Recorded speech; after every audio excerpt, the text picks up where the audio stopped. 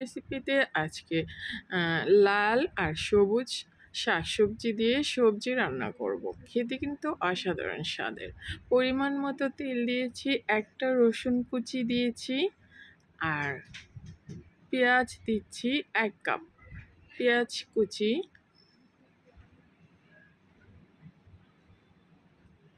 একটা বড় সাইজের রসুন কুচি দিয়েছি, আর এখানে 1 কাপের মতো পেঁয়াজ কুচি দিচ্ছি।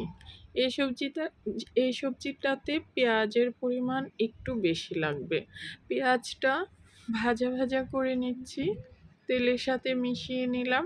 এরপর কাঁচামরিচ ফালি করে দিচ্ছি, 14-15টার মতো কাঁচামরিচ ফালি দিচ্ছি, কারণ সবজিতে কাঁচামরিচটাও একটু বেশি পরিমাণে দিতে হবে। এতে করে সবজিতে খুব সুন্দর ফ্লেভারও পাওয়া যাবে আর ঝালটাও ঠিকঠাক মতো হবে। এখন পেঁয়াজটা সফট হয়ে আসা পর্যন্ত, অর্থাৎ কালার চেঞ্জ হয়ে আসা পর্যন্ত ভেজে নিচ্ছি। ভেজে নিলাম। সবজিটা সফট হওয়ার পরে এই যে লাল সবুজ সবজিগুলো এখন অ্যাড করে দিচ্ছি। প্রথমে দিচ্ছি আলু, এখানে বড় সাইজের 3টা আলু রয়েছে, আর পেঁপে দিয়েছি এখানে হাফ, বড় সাইজের একটা পেঁপের অর্ধেক, একটা গাজর, ছোট সাইজের 2টা গাজর কিউব করে কেটে এগুলো অ্যাড করছি।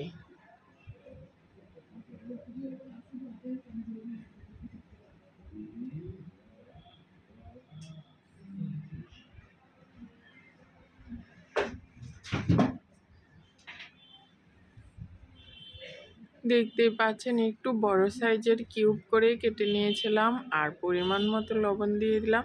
এখন সবজিগুলোকে সিদ্ধ হওয়ার মতো একটা লুক চলে আসবে, অর্থাৎ 70% সবজিটাকে সিদ্ধ করে নিতে হবে। এখন কোনো পানি ব্যবহার করব না, এই তেলের মধ্যেই ভাজা ভাজা করে সবজিটাকে সিদ্ধ করে নিতে হবে। আর ঢেকে দিচ্ছি।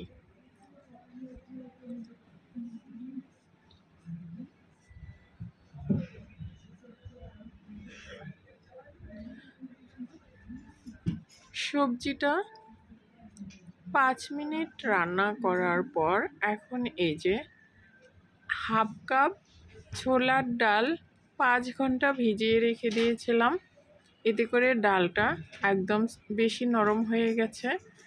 এখন সবজির সাথে ডালটা মিশিয়ে নিলাম। আর ডাল যদি 5 ঘন্টা না ভিজাতে সময় পান তাহলে গরম পানি দিয়ে 2 ঘন্টা ভিজিয়ে রাখবেন, তাহলে দেখবেন ডাল ভিজে যাবে। হাফ কাপ ডাল ভিজালে 1 কাপ হবে, ডালটা ভিজে 1 কাপ হবে। এই যে আমার ডালটা হাফ কাপ ভিজিয়েছিলাম, এটা 1 কাপ হয়েছে। এখন সবজি আমার কিন্তু সিদ্ধ হয়ে গেছে, অর্থাৎ 70%-এর বেশি সবজি সিদ্ধ হয়ে গেছে। এ পর্যায়ে 1.5 চা চামচ আদা আর রসুনের পেস্ট দিয়ে আদা আর রসুনের কাঁচা স্মেল চলে যাওয়া পর্যন্ত এখন আবার ভেজে নেব। সবজির সাথে আদা রসুন ভেজে নিলাম কাঁচা স্মেল চলে যাওয়া পর্যন্ত। এখন কিছু মশলা অ্যাড করে দিলাম 1 চা চামচ হলুদের গুঁড়া, 1 চা চামচ জিরার গুঁড়া, 1 চা চামচের একটু কম জিরার গুঁড়া, হাফ চা চামচ মরিচের গুঁড়া, হাফ চা চামচ ধনিয়ার গুঁড়া দিয়ে আবার মিশিয়ে নিচ্ছি। মশলার সাথে সবজিগুলোকে মিশিয়ে নিলাম। এ পর্যায়ে চিংড়ি মাছ দিয়ে দিচ্ছি হাফ কাপ। চিংড়ি মাছ দিয়ে আবার চিংড়ি মাছের কাঁচা স্মেল চলে যাওয়া পর্যন্ত ভেজে নেব, অর্থাৎ চিংড়ি থেকে একটা সুন্দর অ্যারোমা ছড়াবে সে পর্যন্ত সবজির সাথে চিংড়িটাকে রান্না করব সিদ্ধ হওয়া পর্যন্ত। এ পর্যায়ে আমি সবজিটা 25 মিনিটের মতো রান্না করেছি,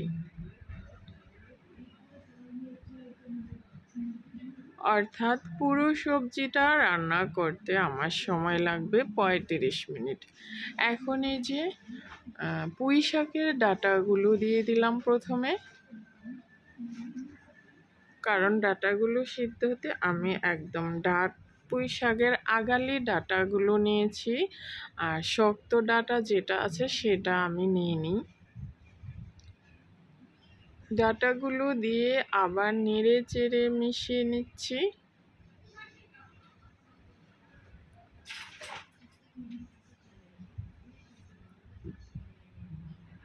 এখন পুঁই শাকের পাতাগুলো দিয়ে দিলাম।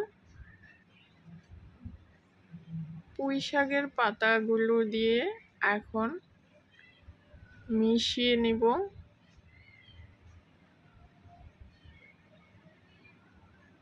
সবুজ আর লাল সবজি দিয়ে আজকে সবজিটা রান্না করছি, খেতে কিন্তু অসাধারণ লাগবে। এই যে দেখেন, সবুজ আর লাল সবজি কিন্তু শরীরের জন্য অনেক উপকারী, সেটা সবাই জানেন। রুটি, পরোটা, এমনকি ভাতের সাথে খেতে পারবেন। দেখেন, দেখে মনে হচ্ছে না এটা কি লেভেলের মজার হবে। সবজিটা আমি এই পর্যন্ত আমি 25 মিনিট রান্না করলাম। এখন সব সবজিগুলো আমি মিশিয়ে নিয়েছি, সিদ্ধ হয়ে গেছে সব সবজিগুলো আমার। আমি কষাতে কষাতে কিন্তু আমার অলমোস্ট সবজিটা হয়ে গেছে। দেখেন, সব কিছু সিদ্ধ হয়ে গেছে। এখন আমি আবার নেড়ে মিশিয়ে নিলাম। এই পর্যায়ে আমি 1.5 কাপ পানি দিয়ে দেব। বেশি পানি কিন্তু দিব না, কারণ আমার সবজি সিদ্ধ হয়ে গেছে। এখন আমি আর 10 মিনিট রান্না করব, এর থেকে বেশি না। এই সবজিটা একটু মাখা মাখা হবে, তাহলে কিন্তু খেতে ভালো লাগবে। এখন দেখেন, এই যে সবজিটা আবার একটু নেড়ে চেড়ে মিশিয়ে নিচ্ছি। এখন কিন্তু আমার সব কিছু অ্যাড করা এ পর্যায়ে শেষ হয়ে গিয়েছে। এখন আমার এই যে দেখেন, সবজিটা আমি 10 মিনিট রান্না করে নিয়েছি।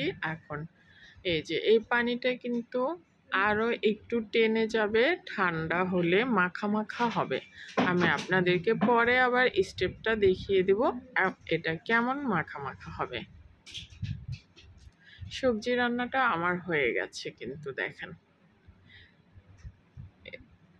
চাইলে এভাবে একবার সবজিটা ট্রাই করতে পারেন।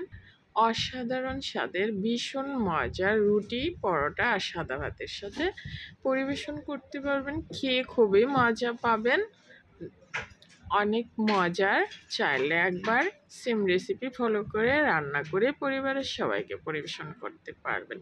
আর রেসিপি ভালো লাগলে ফলো, সাবস্ক্রাইব করে নিয়মিত পাশে থাকবেন আশা করছি।